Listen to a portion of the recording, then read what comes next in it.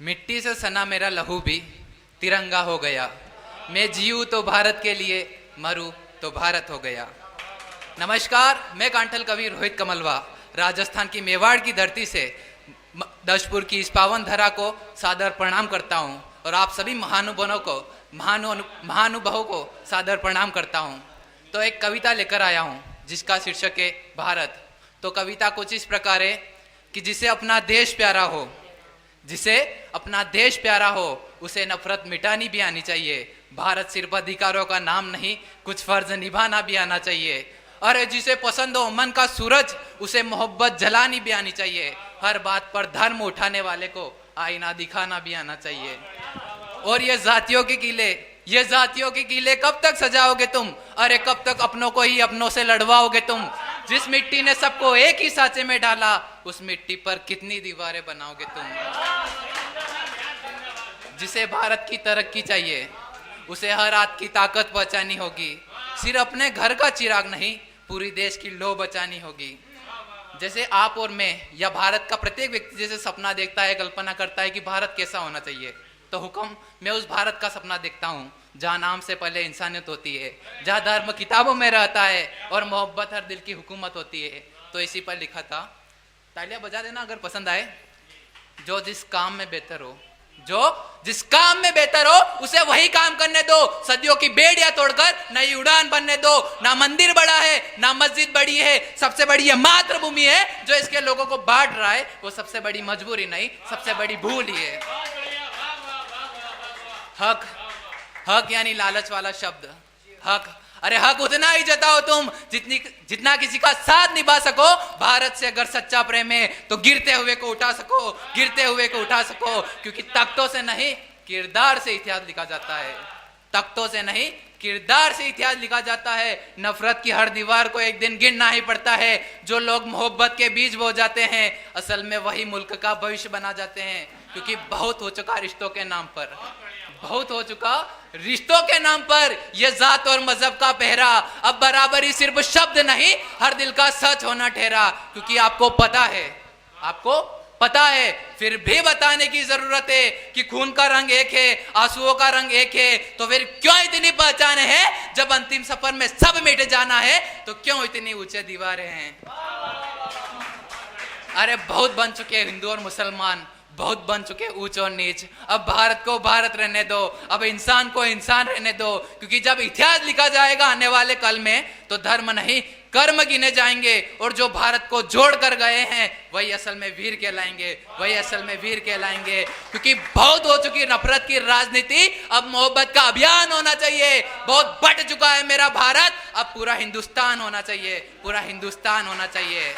अब जिंदाबाद। जिस धरती पे जन्म लिया, उस धरती के सम्मान में बोलो। अब दोनों हाथ उठाकर भारत माता की जय बोलो। बहुत बहुत शुक्रिया। जब देश पुकारे तो मैं वीर रस की हुकार भरता हूँ। जब दिल मुस्कुराए तो श्रृंगार का मल्हार करता हूँ।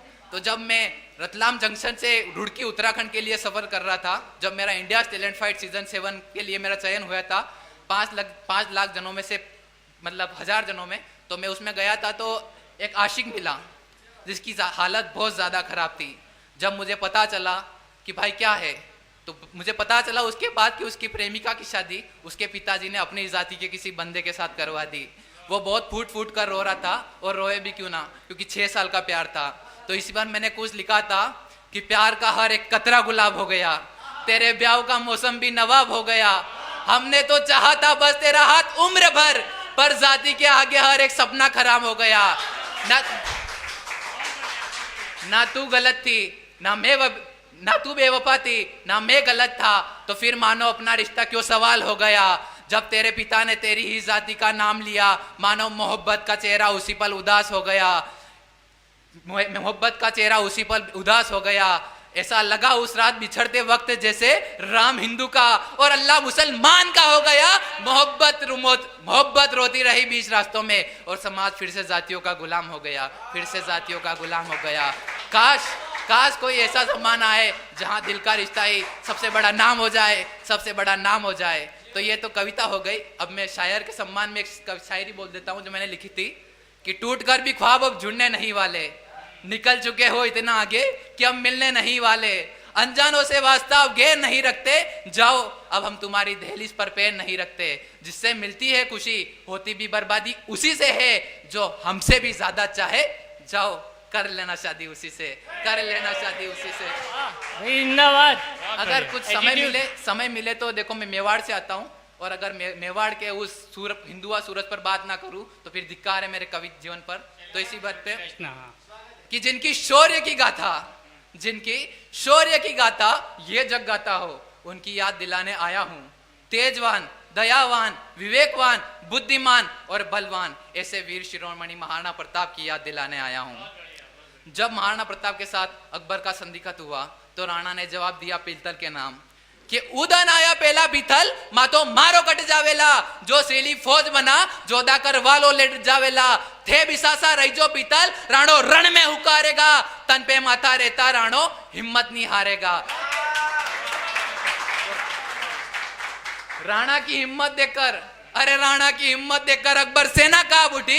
ऐसे में प्रताप सेना ये बोल उठी कि मन में मानवता का संदेश लिए, हृदय में शौर्यता की आग लिए, चेतक जिसा मित्र लिए और मातृभूमि की रक्षा का संकल्प लिए, मन में आत्मविश्वास लिए और मस्तक पर स्वाभिमान लिए, अब टूट पड़े महाराणा रण में राजपूती तलवार लिए। अब मातृभूमि की रक्षा के खातिर अपना सब न्योछावर किया, पुत्री का बलिदान किया और महल का त्याग किया। तब राणा पुंजा भीलों ने उनको भी ये वचन दे दिया कि मर जाएंगे मिट जाएंगे पर इतिहास हम रचा देंगे, मातृभूमि के रक्षा खातिर अपना सब न्योछावर कर देंगे। अब मातृभूमि की रक्षा का प्रण लिए राणा टूट पड़े थे, मस्तक पर स्वाभिमान लिए। अब वहां युद्ध का माहौल कैसा होता है बताता हूं कि पूरब पश्चिम उत्तर दक्षिण वो चारों भुजाएं लड़ती थी, मुगलों की छाती में वो नंगी तलवारें घुसती थी, जयमल के वार से जो बसता कल्ला जी उसे निगल जाते थे, मेवाड़ी सूरज के मुगलों के मुंह पिघल जाते थे। अरे वो धड़ से लड़कर स्वाभिमान बचाने निकले थे, रणभूमि में दिखा दिया कि मेवाड़ी गौरव और गुमान क्या होता है, मुगलों की छाती पर चढ़कर शौर्य और वीरता का प्रमाण क्या होता है, राजपूतों का बलिदान और स्वाभिमान क्या होता है। अरे जिस धरा ने ऐसे सिंह को जन्म दिए, उस धरा के सम्मान में बोलो, अब दोनों हाथ उठाकर महाराणा प्रताप की जय बोलो, महाराणा प्रताप की जय बोलो। वाह वाह कार्तिकेय।